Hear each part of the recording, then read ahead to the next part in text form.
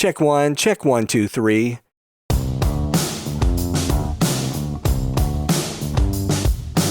Hey everybody, it's Michael Helms, also known as Michael the Sound Guy, and this is the Location Sound Podcast.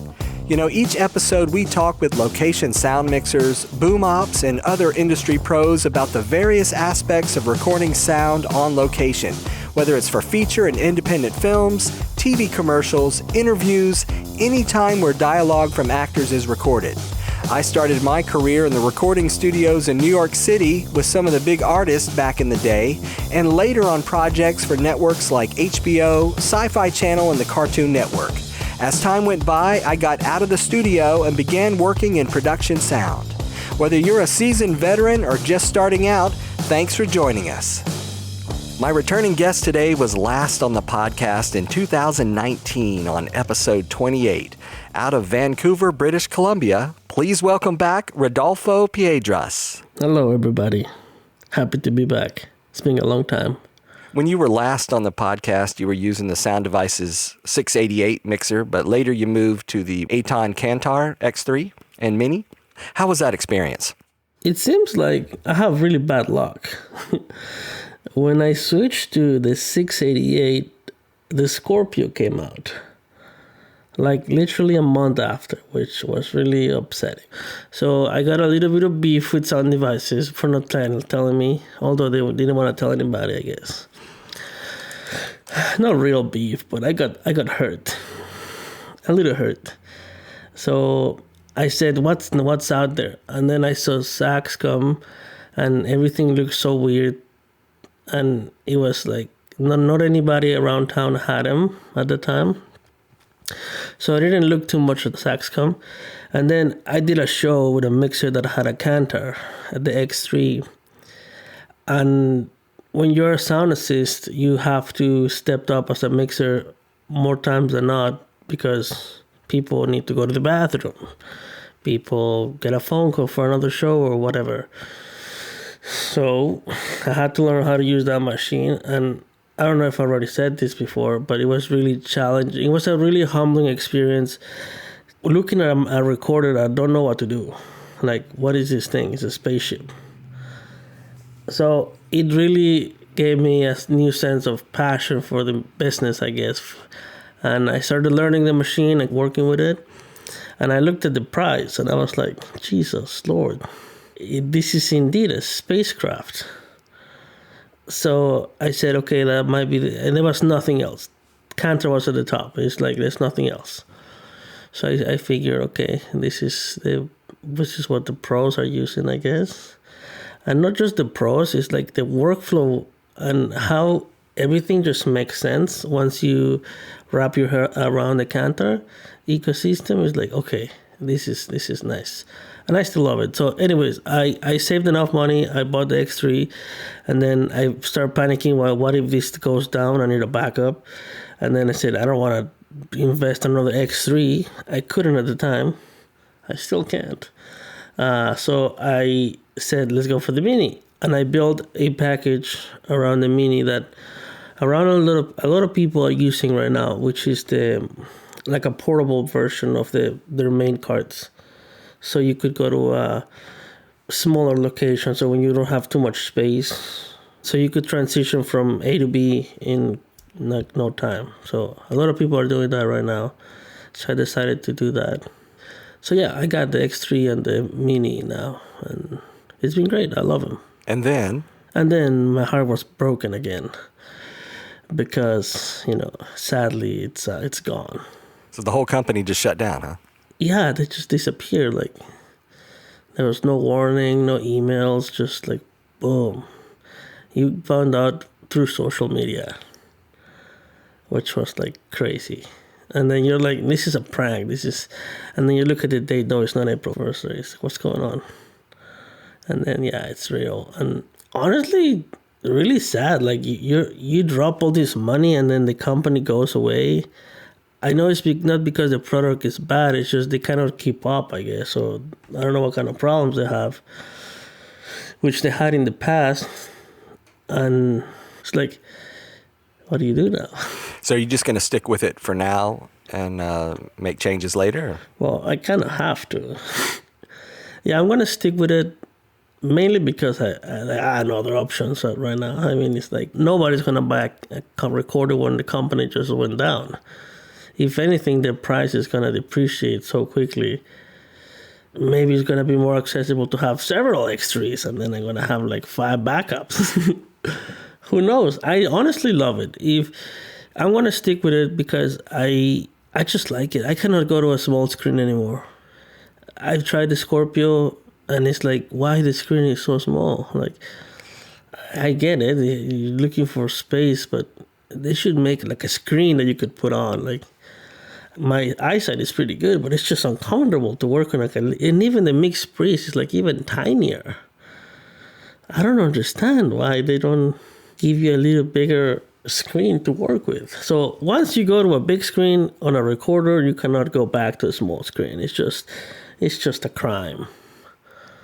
But I guess I'm gonna have to be forced at some point if my recorders go down. Hopefully never again. Actually, funny enough, this is why I'm also like a little bit on edge here. My recorder, when I first bought it, was after the pandemic.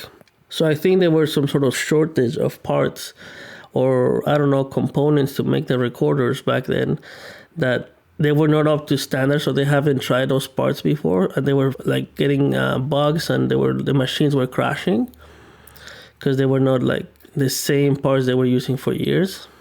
So I had to send my recorder back to France to get a new motherboard because it got fried or something. They never seen that bug before, and they said send it in because we don't know what's going on. And when the expert tells you they don't know what's going on, you kind of panic a little bit. So I had to use the Mini for 3-4 months because my recorder was gone. I'm so happy I did, because the day it went down, I had to learn how to use the Cantor Mini, because even though it's the same recorder, you don't have the same buttons. So it's like a completely different workflow of the X3 and the Mini. The routing is the same. It's just the actual physical outputs are different. The way you touch the buttons are different. You have less things. It's a smaller machine. Obviously, it's going to have less things. Buttons, right? So anyways, I had to learn on the spot. And I was so happy that they were doing a crazy lighting setup.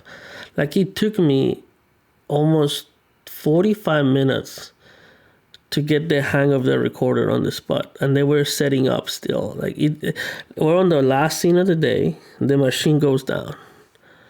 And I'm panicking, right? Like, what's going on? This happened before with my sound devices, but then you just do a hard reset. And then boom, we're back in business. Your CL12 might not work for a little bit, but you're back in business. With the Cantor, first of all, I did not know how to do a hard boot. So I had to Google that out. And at this point, I'm calm, I'm chill, I'm relaxed. And then it's not responding, and it's turning on, and then it shuts down automatically. And you're like, what's going on? And then you try to look online what's going on, like if this has happened before, and nobody has experienced this before. It's midnight. Even if you send an email, nobody's going to reply to you. They're in France, So you're like, okay, let's get up the backup recorder. Okay, cool. I turn on the backup recorder, which I haven't at this point before. It was brand new. Literally, I got it 2 days before. It was so crazy how everything lined up perfectly. I guess I don't have that bad luck. So I got the recorder on Monday. My X3 goes down on Thursday. So I had 3 days to kind of play around with the Mini. So I knew a few things. I set up all the frequencies so everything matched. Everything was like a seamless transition. And I did some tests, but I did notice that it was a little different. Some of the key strokes and everything, right? It took me, for like I said, 45 minutes to an hour to transition everything. And then we had to wait another hour for lighting. So I was so happy. I'm like, okay, I'm ready. And I remember when I started rolling, I couldn't properly mix because I didn't set up my trim knobs correctly on the Cantor, because you have to assign everything yourself. So I was mixing and I was twisting different knobs, trying to figure out which one was the gain, and then nothing was working. And then, okay, you know what? I'm just gonna go with it. And I'm just gonna If nobody complains, I'll figure it out on the weekend. It was a Friday, I think, too. So we had the long weekend to figure everything out. So, yeah, that's pretty stressful. So anyways, that just made me more anxious. And I was like, okay, now I need another backup, a true backup. It's been rough out here, man. I think we've talked about it before, but yeah, you go down a path and you start investing in all these things and you're hoping it's going to stay going strong, but it doesn't always.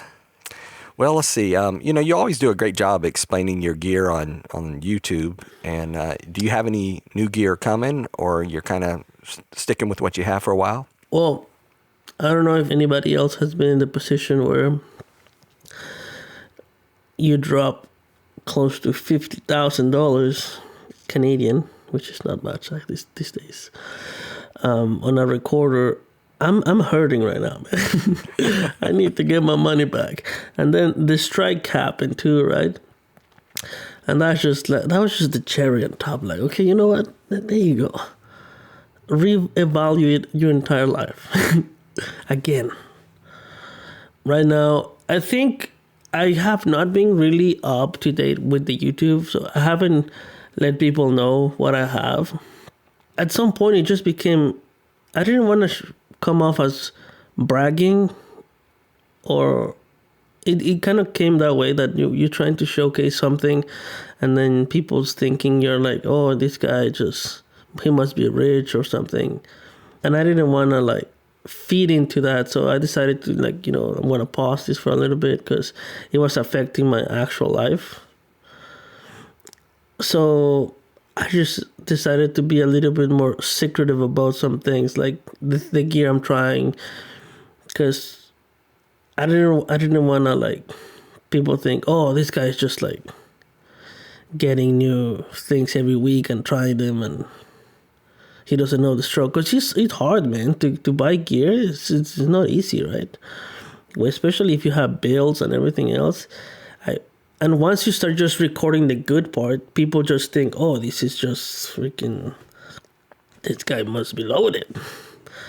But I guess you also have to document that part when you go to work for freaking 15 hours a day on 3 months non-end, and you only sleep 2 hours a day. But anyway, so it just became too much, and I just wanted to pause it a little bit. And I have a lot of equipment that I purchased during those months, because I haven't been active in social media really. I took a little break. Believe it or not, I have still from back then, I have at least 10-15 videos that never came out because it didn't feel right, or I didn't like what I said, and it was they're still there. I might still post them, but they're still there. So I took at least a year off, just to reevaluate what am I doing this, because YouTube for me is not money. It's not a means of money. It's not even a means of networking. Even though it has helped me a lot, it hasn't actually given me a job per se. Well, I guess it has, but it's teaching, and teaching's different. So I don't know if it was actually helping me or it was doing the opposite. I don't know. It was one of those, especially now that I'm starting to go into bigger shows. You don't want to see your sound mixer just goofing around on a video when you have a freaking $5 million budget or $50 million budget show. And you're okay, should I trust this kid that's just making goofs online? It became one of those things where I didn't want it to affect my professional life. So I need to find the balance. And sadly, when you show your personality on the internet, usually people get familiarized with that. And then when they see you in real life, they think you are their friend, which is just the nature of it, right? You have to get used to it. So I had to think, okay, I want to do this for a long time. I don't want this to affect my career, so I'm just gonna And I saw how other people started doing it more, in a more professional way. So because they're catering to those big shows. So I wanted to do that too. Even though I'm a goofball, I wanted to step it up a bit and show them that I can. Because I honestly think I have what it takes. It's just I'm waiting for that opportunity, because I feel like for the past few years I've been stuck. And I think we all experience this in a part of our lives, especially work-wise, especially in this industry. There's some days where you just go home and you don't think that you're going anywhere. It's like, Jesus, I'm just looking for the next gig. I just want to get paid. I just want to pay my bills. I don't want the government to come knocking my door and ask for the taxes. Like, jeez. It's just life, It was too much, so I had to just chill. Well, let's talk about some projects you've done since we last spoke. I remember we were talking about you were doing a lot of movies of the week and things like that, and you mentioned you wanted to do a production where there was explosions and lots of action. And I saw on IMDb that you've done a number of movies that starred Bruce Willis. So you worked on Apex, and you worked on the Detective Night, a couple movies for Detective Night. So how was that experience? We all being asked to do a show for almost no money, and they promise you that when they get funded, they will hire you back. Have you heard this before? I have. Okay, good. I'm pretty sure every single person that's working in this industry has heard those words. So back in 2018, this kid, well, he's around my age, but I call him a kid. This kid comes up and he goes, I'm making a film. We got no money. We're going to pay you pennies. But tell you what. No. He was certain that this show was going to do great. So he goes like, we are going to hire you once we have our $50 million shows. And you know what? I felt generous that day. I said, you know what? Let's do it, man. It was January. There was nothing happening. And I said, let's go. Let's do it. I like the guy. He seemed honest, honestly. At that time, he seemed honest. Sometimes you could tell when people are like scam artists. This guy seemed like honest. So I did the show.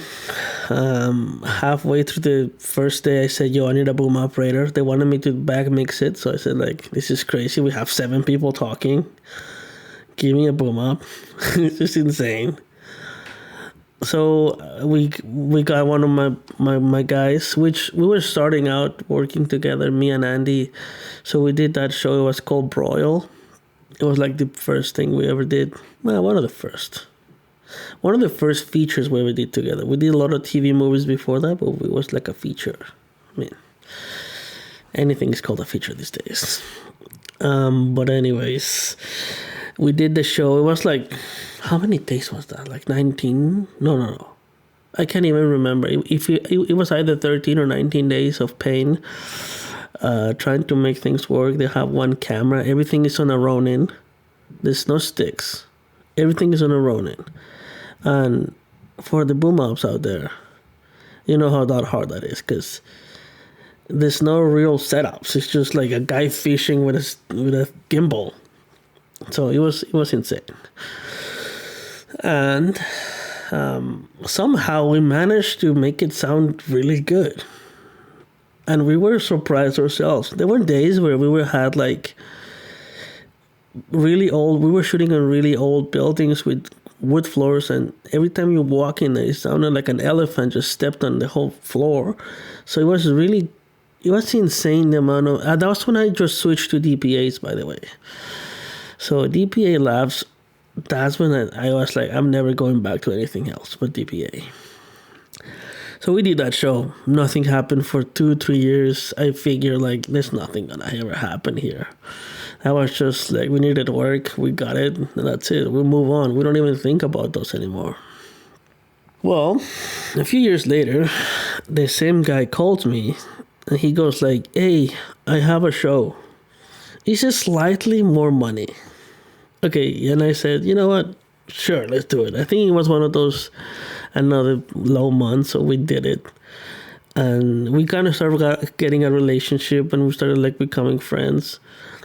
So the second show was, I think it was Apex. Apex was one of those shows that you don't want to put your name down, but you kind of have to because it's Bruce Willis. And at this point, we haven't met Bruce because everything was shut down in the States. That was during COVID, right after COVID, or at the end of the pandemic, right? So everybody had to wear masks, and we only shot half the movie here. So we never got to actually meet Bruce. We did all the other things. And if you watch the movie, you could tell that Bruce was not there. It was just a double. And it's like 3 or 4 scenes where Bruce is actually in it. Anyways, so we did that show. It was a bigger budget, of course. It was like a real funded show, but still not like feature standards, right? So we did that show, and that was great. And again, I thought that was it. I thought nothing of it, right? And then we get to do the detective nights or whatever, those shows. They had a different name back then. And there were supposed to be three shows. So we did 2 here in Vancouver. And those were like decently funded. Like they were like real. I had like a full team, boom up, sound assist, the whole deal. And it was the same director from all those shows back then, right? That we started working with them. And I remember telling him, you know what, when you first approached me, I never thought this would be actually anything. I thought you would just be another guy. And he just looked at me. He goes like, I keep my promises, man. And I was like, okay, take it easy, man. Relax. It's not relax. So yeah, it was great because the director requested us, because there were a lot of people got actually mad. Well, not mad, but when you lose a show to a younger person, it feels like, I don't know, people get upset these days. So a lot of people were upset that I got it because I knew the director. But hey, that's what it is sometimes. You gotta build relationships, right? And I actually, this one, even more than anything, I deserve this one because I did the other. I paid my dues with the other ones. So it was really nice working on those. I mean, people have mixed feelings. They were indie shows, so they were not the most organized ones. And you know how features are sometimes. They have the money to just waste it. And sometimes you just rehearse all day. You don't shoot anything. This was not the case. We were shooting nonstop. So it didn't feel like a feature. It felt more like a TV movie. Because we were nonstop going at it. Bruce wasn't set on this one. And nobody said anything to us until the day he arrived about his condition. So everybody's hyped up, right? They want to work with freaking Bruce Willis. Everybody's like, oh my goodness, we're so excited. And when they told us that he was not really there mentally, I think it took until the first scene for everybody to like really realize what they meant. So I don't actually know what he is going through right now. I think some sort of like dementia or something. And he's had a earpiece at all times.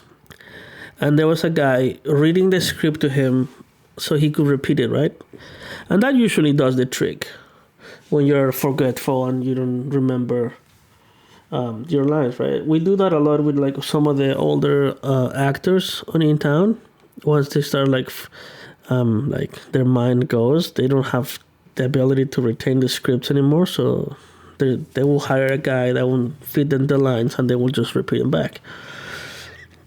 And that works if you are capable of repeating things. So the first scene we did, I honestly thought Bruce was just being spoiled, like, one of those divas.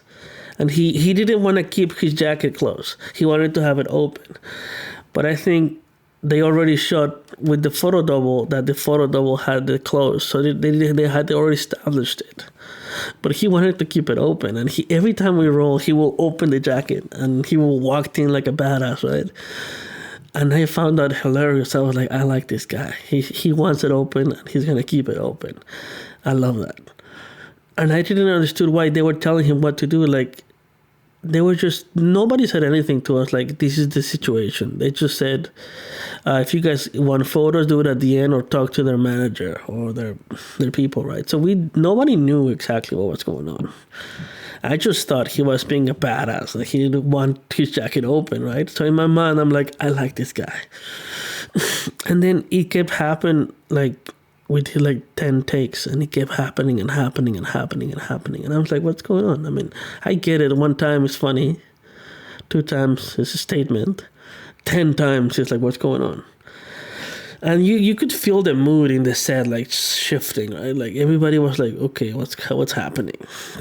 And then the saddest thing, and when you realize this is going to be a painful shoot, is when they're actually giving him the lines, he cannot repeat the lines.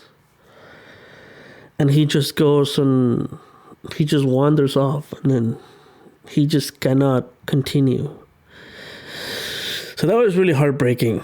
Like, seeing somebody, not just because it was Bruce Willis, it's just another human struggle just to function, was really devastating. And I was hearing on his voice, he had like little lucid moments when he was like, okay, this is Die Hard Bruce Willis right here. And then he will just, his mind will drift off. And it was like I said, really sad to experience that. I was not a fan. I knew of him. I knew he was like a big star, like back in the day, but it didn't affect me. There were some crew members like, were like, oh my God, my childhood hero is like wounded.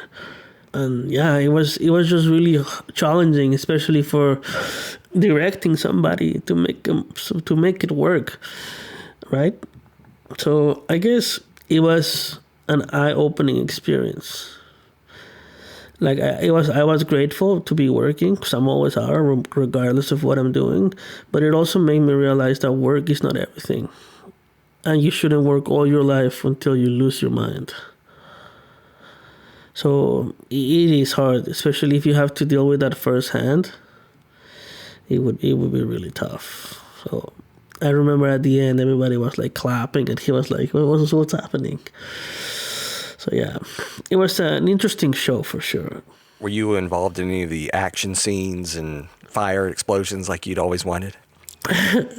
You see, I asked for explosions, and I got explosions. But the thing is, I was so far away from the explosions, I got to see the screen.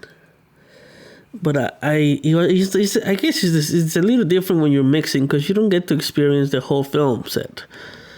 You just get to be there, and you have to be stressed because you need to make it work. But it's an explosion, that's cool, but you have to make it work. And it's a little different. You have to become an adult at that time. And, it's fun and all, but it took the joy out of it for me, because now I have to make all the dialogue previous to the explosion work, and then do the explosions. It was fun. And I needed a change of pace. It was like, we had a lot of like guns and minor explosions, a lot of SFX, blood. It was cool. I enjoyed it, and it made me realize that I do want to do this for a long time.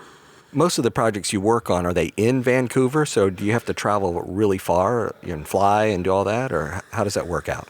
I got the opportunity to work on a show called Alaska Daily. It's like a TV series about reporters. So that was a union shoot. And I got to use some second units at the very end of the show.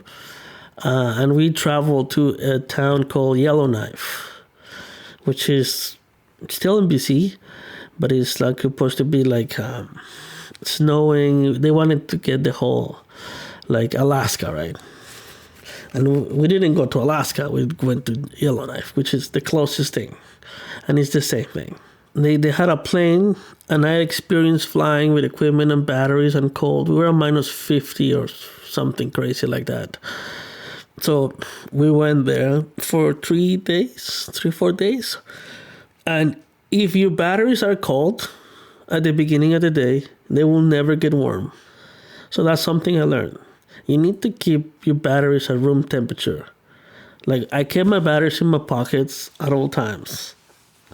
And then when we have to use them, you put them in the transmitters and you turn them on. If you turn the transmitter off, game over. That battery's done. It needs to maintain heat in order to function. And they don't last as long. But that's another case. And also we were fighting light. So we had really short days. It was from like 7 to 3 p.m. So they were really, really short days. And they was like, do you have a problem with sound? We'll deal with it in post. We don't care about anything type of deal. Because they had so little time, right? So I'm like, I never like when they say that. It kind of offends me a little bit. I feel like hurt. Like, oh, okay. Chill. Hello to you too. Because nobody comes and says, hey, how's your day going? They just come and straight up tell you the bad news. You know, I guess it's a business and they don't have to be... Anyways. So I got offended a little bit. I was like, you know what? I'm going to make it work. So we were running around changing things and they were having scarves. And you know how in the winter they put the scarves last minute. So... the lab is going to be all scratchy, and of course we're going to do the white and the tire at the same time because there's no time for anything. So I'm happy that I started in the TV movie land because I got used to that. People doing white and tied all the time. And when I got to the union and I saw that, I was hurt. I was like, whoa, you're telling me the past 10 years of my life is going to be the same in the next 10? But no, that was just an exception, right? But anyways, we got to laugh. People, it sounded good. There were no rehearsals. And I was expecting rehearsals. They promised me rehearsals. And there were no rehearsals. So I said, you know what? I'm used to this. This is nothing new for me. We got it done. And I remember that I've never experienced windy situations before. Vancouver is not the windiest city. We have some gust here. When it rains, it gets a little crazy. But we don't usually shoot when that happens. Here, they wanted that. They wanted to be like out in the freaking winter, right? So my labs were getting destroyed with wind. And they had like 2 wind covers on it. Like, I don't understand how the wind is getting here. Like, where is it coming from? I tried everything, and I was like, maybe we put 2 mics, one up and one down. I don't know. We're going to figure it out, right? And then that's when I discovered that if you hide the mic even in one layer of clothing, because they had like the scarves, the big coats, and they had like the furs. So if you put it out, obviously it's gonna get destroyed. So you have to go in the inside of the coat, and then that way that breaks the first gust, and then the wind protection can actually work, because the wind was so strong that it would move people. And they want to record dialogue in those conditions. It's like, you crazy? How? So I was so lucky that they were using actual animal skin coats, like one of those like made out of animal skin. So that thing, it doesn't penetrate. That's a wind breaker. So we put it inside of that, and it was fantastic. It sounded great. And I'm like, everywhere I go, I'm going to bring a elk coat, wind protection. But yeah, that was something new that I've never experienced, like wind and -50. It was cold and windy. It was crazy. I was happily in a bus, heated, but my boom out was like out there struggling. We're going back a little bit, but back in 2021, you did a few episodes of Snowpiercer as a sound utility. So tell us about that one. We did a couple reshoots. So after COVID happened, everything shut down, right?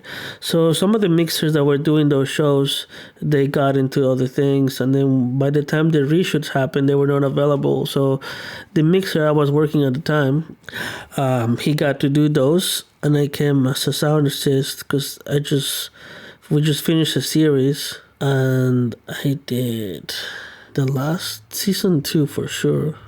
But we did just little pieces of episodes. We didn't do a whole episode. So it was kind of hard for me to remember exactly what happened. But one thing I could tell you is I realized that being a big guy, bigger size, big guy, it's kind of difficult to get into small places. And that's just physics, I guess. It's difficult. And I realized that the hard way.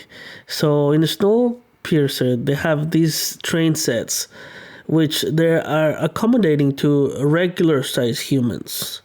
And I'm not saying I'm the biggest guy, but I got some meat to my bones. And I'm trying to get in between these trains, right? And once they put a camera in that aisle, there's no space. Like, you cannot move. And I remember one of our boom ups, the first day, we had to get COVID tested every single day to get into the set. And I think he got COVID tested and he was positive or something. So he had to go home. And I'm the only one guy there. I'm the sound assist. So I had to boom and assist the first day in a union show, doing Snowpiercer. And that's when I realized I'm a high valuable sound person, because I did it. And that was insane. So I don't know how I managed to do this, but I was loving people and booming. And I remember on the sets, they're long sets, so there's not a lot of headroom either. So you have this headroom to work with, like little headroom. There's 2 cameras in there. So I had to be on a long pole for like the entire day, doing minute adjustments, because otherwise I will hit something. I will hit a wall, I will hit a light, I will hit something, right? And I was like, that was a challenging day. And then I'm also wearing all this freaking protective gear. I had like goggles, and I had a face mask, and I had to and every time I touch cast, I had to like sanitize my hands. So I had like a Purell bottle attached to my belt. That was I don't want to remember that day. And we got it done though. And it was pretty good. But yeah, the boom ups that were working on that show, they were tiny people. I'm telling you that, tiny people. So that's why I think they asked for them specifically, because they could get into sets.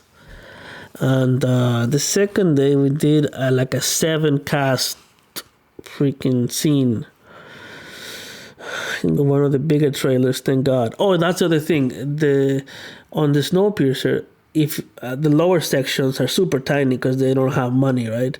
But the big sections, for some reason, they have a grand piano in the center, and then you have all this space. It's like, I don't know how this train will look in real life. It would look ridiculous. I don't know if you've seen when they move houses on trains. That's exactly how the train would look. It was a great show, actually. I got to meet some of the guys there. Funny enough, when that show started, the first season, I did EPK for it.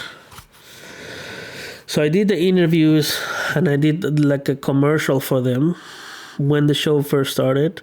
And then on the second season, I finished working with the cast, and I see them again. And one of the guys actually remembered me.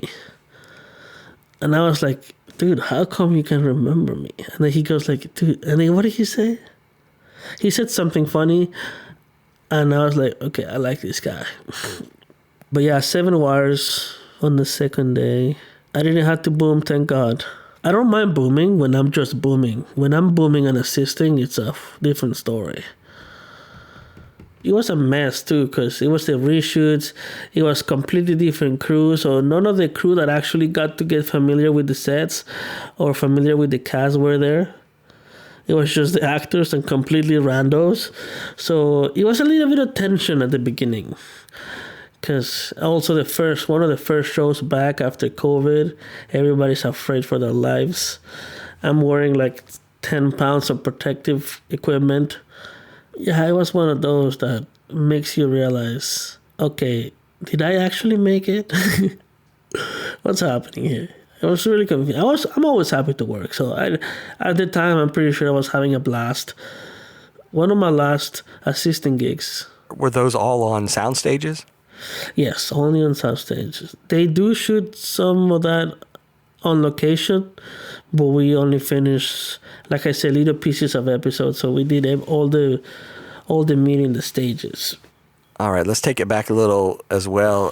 The Barbarian and the Trolls, where they used a bunch of puppets and stuff. How was that? That was my second show as a sound assistant, and it was a completely different beast. So for obvious reasons, there was no boom operators, because there were no actual humans with these puppets. Sometimes you have humans and puppets, and you still need a boom op to boom the humans. But for this one, it was just puppets. One of the funniest shows I worked on, I was laughing all day. Puppeteers are basically comedians. It was a comic show every single day. I never understood what people meant by I almost pee my pants until I worked on that show. Because I literally peed my pants. It was one of those. Almost choked to death one time too, laughing. They're so creative. Like, the things they say is like, well, why? Why are you saying these things? But anyways, the actual workload of that show was insane. Because you have puppeteers. But I don't know if you guys are aware of this. Puppeteers, they could only do one mouth and one arm. Because we only have two arms. So in order to have a proper puppet, you need a puppeteer that's talking and one that's moving the other hand. So oftentimes, you have like 5 people crammed together in like a little space. Each one of them is moving one mouth and one hand. And get this, sometimes they're doing multiple characters while other people are actually saying the words. Or other people moving the mouths while other people speaks. So, first day, right? We show up. We look at the script. It says no names. It just says Puppeteer 1, Puppeteer 2, Puppeteer 3, Puppeteer 4. And you're like, but who's playing who? Who's actually speaking for who? Right? So that was the problem. And then you go talk to the puppeteers. Oh, excuse me, guys. I just want to know who's going to be doing this voice, who's going to do that voice. And in their world, it's so easy because they've been doing this for years. They just say, oh, that's going to be this guy and that's going to be that guy. And then for that guy, we might change it up and be this guy. And you are like, yeah, but I need to name tracks. So I need to know exactly who is going to say who. And I didn't know that, right? At that time, the first day was chaos, absolute chaos.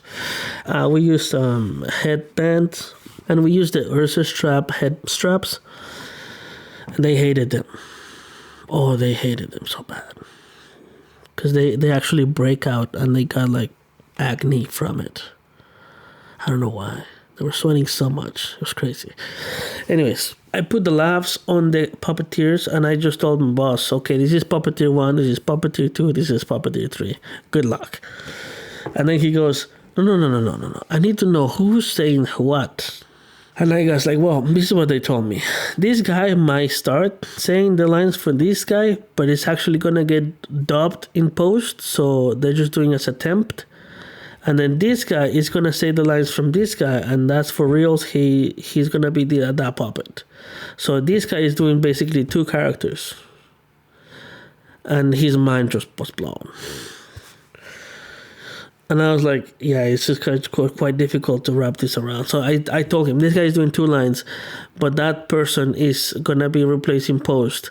And then this guy is actually that guy, and he's going to be like that. And then, okay, cool.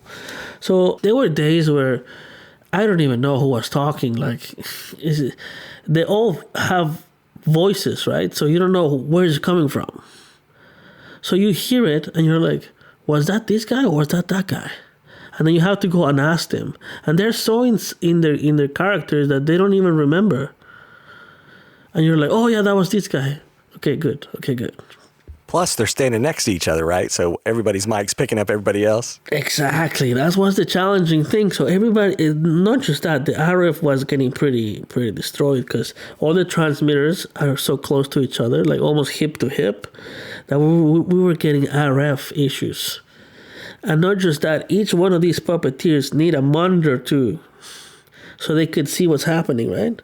So they're basically looking at the monitor, sticking their hands out, and there's so many RF things transmitting there. And then let's just forget one of those guys forgets their phone in their pocket. And then you're just like, Jesus Christ, what's happening here? So I had to be remoting antennas. I had to be like, I did so much work on that show. I actually lost weight on that show because I was just running around like crazy. The really tricky part was shooting on location. Oh man, there was one day, I think the second week, my boss was just starting to use Dante, and I think his Dante network crashed because the USB on his Cantor was busted. So we were out. There was no sound for like an hour and a half. Kudos to that guy because he kept calm. He never freaked out. But I was freaking out, man. I was like, dude, what's going on, man? Let's get it going. Bring the cable. Let's do something. And yeah, he was like, no, we just need to give it a minute. It's going to reset itself. And he did came back. But that was stressful, man. I was just happy I was not the mixer. Puppets are fun. That's all I got to say. No, it sounds like a good challenge. All right, let's talk about, you worked on the Showtime series Yellow Jackets. That looks like that was out in the snow too. How was that one? Yellow Jackets was fun. I was lucky enough to work in the first season as the second unit mixer and ASAP mixer. So it was after COVID, but people were still doing a lot of precautions like getting tested every day before going to set. All those things. So that show basically gave me my entire IATSE membership because I was on retainer basically. So if the main mixer goes down with COVID, I stepped in and I covered for him. So I had to be at home just waiting for a call, looking at my phone. I'm like, do I get to work today? No. And do I get to work today? No. Do I get to work today? No. And I thought, I'm never going to go cover for him. So I was just doing the second units. And the second units, we were shooting at a paintball field. So it was like foresty, uneven floor, really muddy. It was raining all the time. It was really difficult to push carts to. And everybody's aware of this. I'm not aware of the first day. So I'm wearing white shoes on the first day. My shoes end up being black the first day. And I was like, I'm just mixing. I don't have to be out and about. That was a foolish mistake. A rookie mistake, I should say. So yeah, we were hauling equipment in the forest, in the rain. I didn't get to work on the snow. That was they did that before my time. And I was also the last backup mixer. They had previous other mixers before me. And I think they have other shows, so they have to bail. And they were like, okay, let's call this guy. He's not busy. I was not busy. Hopefully they call me again. So I was just at home waiting for a call, and then I work a few days a week on the second unit. So tandem, they used to call them, tandem units. Because sometimes we were like right next to them. I actually don't know the difference between tandem and splinter and second unit. But anyways, that's for another day. It was fun, man. That was the funnest shows I've worked on. I did have to cover back. Okay, so we finished the show. There's 2 days left in the episode. Or 3 days, I think. And that's it. That's the end of it, right? And then I'm at Costco, right? You know how Costco trips are. They take some time. So I'm at Costco, right? There's no way they're going to call me. There's no way they're going to call me. I'm at Costco. It's the last week. I made it for 3 months. There's no way they're going to call me. And remember my bad luck. So I'm at Costco, right? I'm about to pay. And the mixer calls me. I got COVID. Come cover for me. I'm like, what? And I was like, yeah, they need you ASAP. Come. But don't rush. Don't speed. But come. And I was like, okay, I'm coming. So I leave my Costco card. I said like, sorry, I gotta go work. And so I leave my Costco card. It's full. I'm like, I'm so sorry. I have to go right now. I have no time for this. It's an emergency. And I bail out of there. I leave my like 2 hours of work are in that cart, in that Costco cart. I was devastated. Okay, I'll deal with this later. I was with my mom at the time. I think we drove back home. I dropped her off. I grabbed the van. I grabbed my equipment just in case, but I was using the main unit mixer's equipment. I'm driving, right? And then the producer, like the big producer, calls me. Hey, Rodolfo, I just want to make sure you're on the way. And I'm like, yeah, I'm coming. I'm like 20 minutes away. And then he goes, okay, perfect. Just to let you know, we wiped out all the equipment, or if you want to use your equipment, whatever it's you prefer. But we cleaned it all. It's been sanitized. We just need you to come and do your magic. And I'm like, oh, yeah, for sure. No worries. I'm like 20 minutes. I'm not 20 minutes away. I'm like 35. So I'm like, yeah, 20 minutes. So I just like going speedball, right? And there's nobody around me. And then driving fast. And I'm like thinking, no, I don't want to die today. So I slow down. And then I get to the show. Nobody told me that this guy they didn't allow him to go to the set after the test in the morning. Or the afternoon, I think. So they've been waiting for me for an hour and a half. And I don't know these things, right? So I hop out of my van. Everybody's like, hey, Rodolfo, how's it going? Hey, I'm saying hello to everybody, right? And then the producer just grabs me. He goes like, okay, we'll say hello to everybody later. And I'm like, oh, okay, cool. And then, Rodolfo, we're just going to give you like 5 minutes. Is that okay? And then we're ready to roll. And I'm like, I just show up here, man. What are you talking about? And then he goes, yeah, we've been setting up. We haven't been waiting for you. And I'm like, oh, okay, good. So I go, I set up, and then the assistant comes and tells me, we've been waiting for an hour and a half, man, hurry up. And I'm like, oh, shoot. Okay, well, Jesus. So I start everything, right? And it's a different setup than mine. Luckily, I did shadow him with his equipment, and I covered for him a few days before that, so I knew exactly how that thing worked.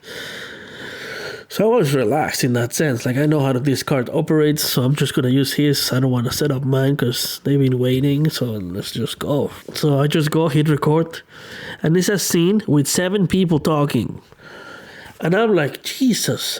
Okay, and then I'm looking at the script. I'm catching faders on the first take. They already rehearsed this like crazy, right? So everybody's dialed in, and I'm like, Jesus Christ, I'm catching faders, right? And it's not sounded really good. The first one, I was like, oh, okay, sorry. And then second take, I kind of like, I get the groove, right? Okay, this guy comes here, this guy's come here again. Okay, good. And then by the third take, I was like perfect, back in harmony. But yeah, that was really stressful, man. Like, that's a big show. And to be the guy holding it down. That also was really, it made me feel really good about myself because I realized what I do is actually important. Believe it or not, sound mixers are a big deal.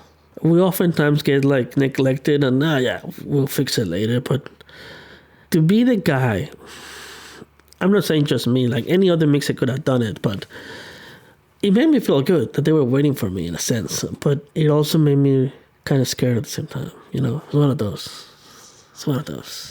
It didn't went over my head. It was like a little pat on the shoulder, like, hey, you good, bro, you good. That's good. All right, looking back as well, in 2022, you were the sound supervisor on The Bad Seed Returns. Walk us through your responsibilities as a sound supervisor, and then kind of tell us about a day or something. Okay, so it's not sound supervisor in the sense of what most people are thinking. It was not like a reality TV show. I was not supervising a lot of people. I was not even on set. The main reason why they gave me this title, I guess, was because once I started going union route, all my TV movies that I was working with, they kind of like, yo, you're leaving us hanging here, what's going on? And I didn't kind of want to leave them hanging, right? Because they keep calling me and be like, yo, we need somebody. Can you help us? Or mixer sick. Or during COVID, that happened a lot. Where I was on set, I was on the union show assisting. And they will call me like, I need somebody. ASAP, can you come? And I'm like, I can't. So what I started doing was my boom up at the time, when I was in the non-union world, stepped up as a mixer. So I left him mixing with the people that I was working with. I guess he just gave me the title because I was basically overseeing the whole show, but I was sending my mixer, my boom operator, to do it. So they were using my equipment, and I was in charge of, like, if my boom up will call me like, yo, how do you do this? How do you do that? And I was like guiding him through, right? So that was it. And I did a couple shows like that when my equipment was being used by my boom up. And I guess the production said, like, how do we call this guy? The guy that is replying to all the emails. And because that's another thing, that my boom didn't want to deal with the whole logistics of it. He just wanted, like, hey man, I just want to work. I don't want to, like, deal with people telling me about playback days or nothing. I just want to, like, go show up and hit record. That's it.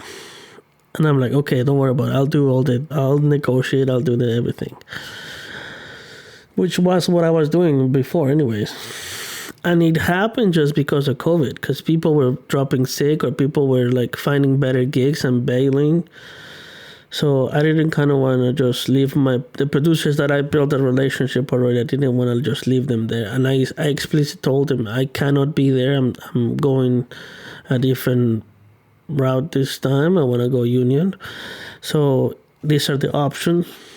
You could try him out. If he's not up to your standards, you guys are welcome to find somebody else. They were just happy somebody showed up.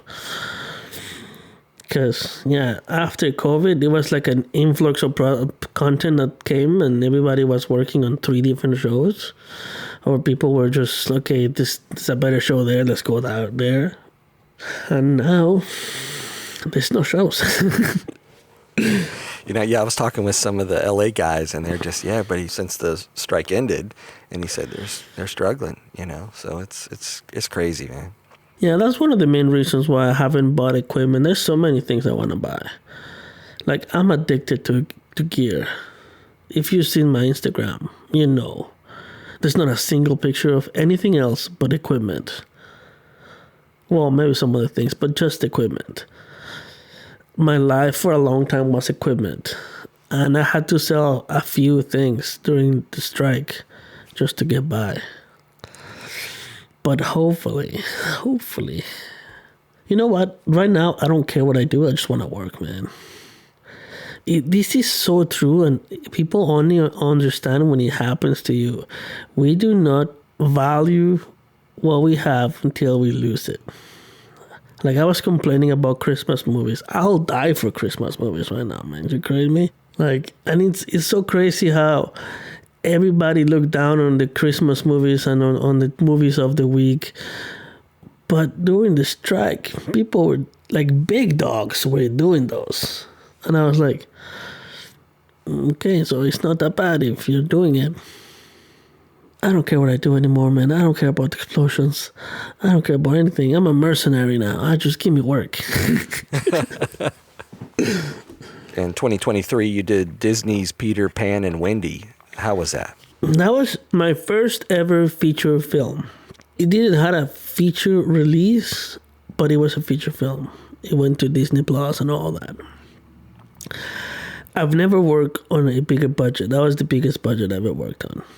The amount of time that we wasted on that show, it was incredible. Incredible. There was one day, I was sound assisting then.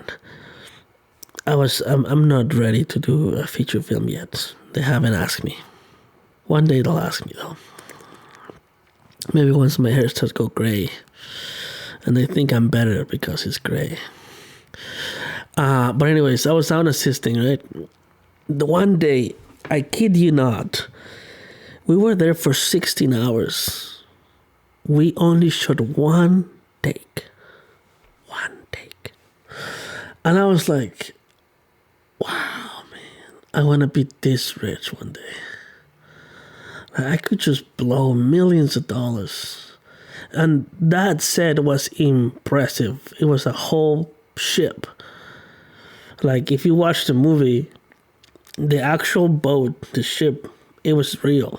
It moved. It had hydraulics in it. It was insane. It was like, it was a pain to get up the stairs, but it was a ship that it moved, and it was awesome. We were surrounded by those blue bubbles or green bubbles around the whole set. So when I was there, I was just like, I was a fanboy because I was like, I've never been on anything this big. I'm eating croissants, crafty, like they baked them this morning. I was like, this is the life. This is it. I haven't worked in 3 hours. I'm just sitting around here. I got really good at chess on that show. I only did like 4 or 5 days. But yeah, that was a pretty good show. And and this happened again. So on the first day, we had to wire like 7 kids. I hate wiring kids. It's the most annoying thing to do, and I love kids. But when it comes to acting kids, they're on something, man. That they have so much access to sugar that sugar is not enough for them. They're on something else. They're on sugar and sugar and sugar. Their sugar rush is insane. So you're trying to keep a tiny little body still because you got big chunky hands, putting a little tiny microphone in them, and then you're trying to like, and the guardian is there, right? So you're like trying to ask them for help, but they don't know what to do. So you're like, oh damn. So you have to like negotiate with these little rascals. Be like, hey, I need to put this mic on. Can you please stay still? If you stay still, I'll give you candy. And then he goes, I got all this candy. What are you talking about? I don't need your candy. So working with kids is a challenge. Some kids are pro, man. Some kids, I've never understood the word reincarnation until I started working with kids. Some of these kids, there's no way they're 3 or 4 years old. They're like 100. There's somebody else is inside of their minds of the way they behave. And some of the kids are like, yeah, this kid's definitely 2.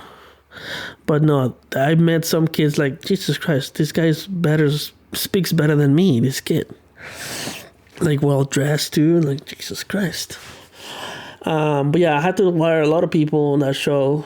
I'm so happy that actually the scene that we worked on, we only did 2 scenes for that show. We were the second. I was the sound assistant for the second unit, not the main unit. So we only did we never worked with the big actors or anything. We just did the grunt work basically. But we did reactions of pirates. There's 8 or 9 pirates, so I had to laugh 9 people. And I'm pretty good at wiring, so I'm fast. And I remember the training assistant person telling me, why are you the second unit? You should be in the main unit. I was like, stop it. Done. You can't say that to me. I know I'm good. Chill. And then same thing, right? We were waiting for one of the actors to get released from the first to the main set so we could actually record. And I remember my boss, we've been waiting for 3 hours. So he goes I'm going to go for a little walk. I'll be back. And I was like, yeah, sure, no worries. And then he jokingly said, if something happens, just hit record. He says that he was laughing, right, when he said that, because nothing was going to happen. And guess what happened?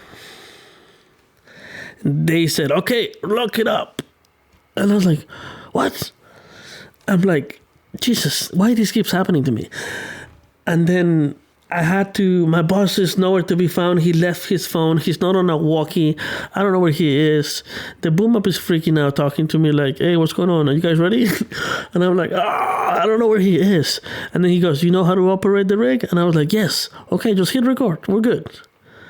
And I'm like, okay, I got it. Isn't this a Sonos board that is going to to a 688. So he had a really peculiar routing that I had to, for whatever reason, touch one of the faders on the recorder in order to get sound through. Oh, because we were doing playback too. They had a voice of God.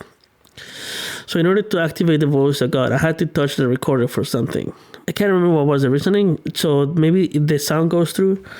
I don't know. So anyways, I opened that thing so they could hear the play of God. I'm about to hit record, and he walks in, right? And he goes like, what's going on? I was like, we're about to roll. And then he goes, get out of the way. He basically kicks me out of the chair. And then he starts mixing. What's happening? Who do we have? And then he starts panicking, right? And I'm like, it's just all the actors are on set. He goes, okay, good. And then, yeah, that was pretty stressful too. So I almost mixed a feature. Almost. Like a Disney feature. I was this close. To touch faders. Nice. You've had a busy couple years, even though it wasn't as busy as you were hoping it would be. Like, yeah, right after COVID, I feel like everything just kicked in and we were all doing great. And then last year with the strikes and everything, I mean, even without even the non-union stuff, everything was just so slow.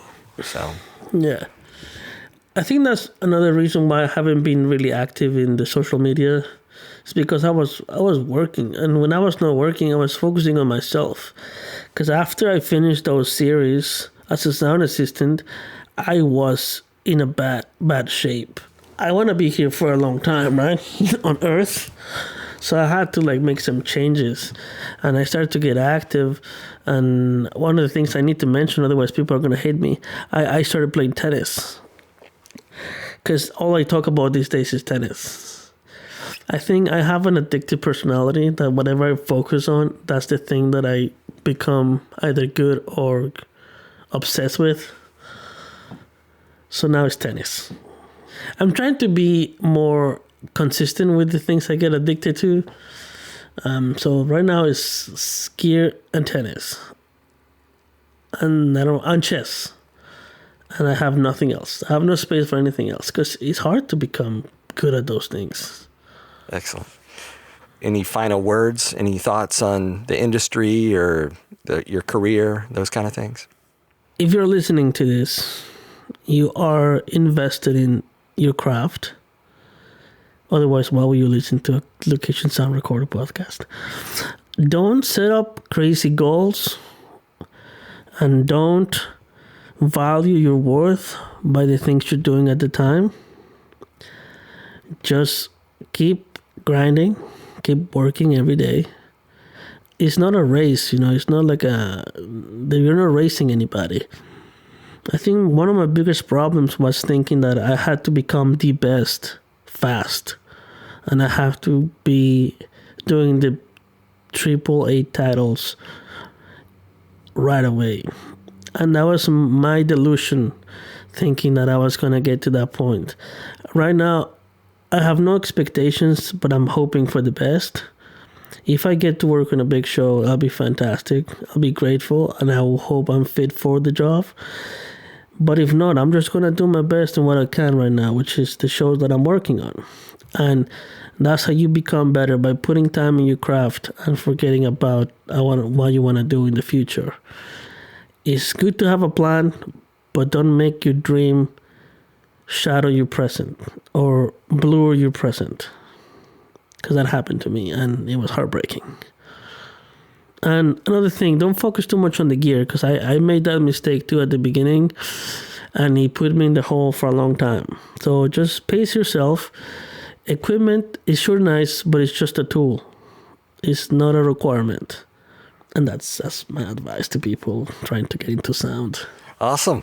All right. Well, I want to say thanks to Rodolfo Piedras for coming back on the podcast and catching us up on what's been going on in his career in the past few years. And thanks again, man. Thank you so much. Hopefully it was entertaining. Hopefully I didn't bring people down. And hopefully I get to talk to you guys again in the future with more exciting projects. I'd like to say thanks to everyone for listening. If you have questions, send an email to locationsoundpodcast@gmail.com. The Location Sound Podcast is part of the Audio Podcast Alliance, featuring a hand-picked selection of the very best podcasts about sound. Be sure to hear the latest episodes from our friends in the community at audiopodcast.org. Until next time, remember, sound is half the picture.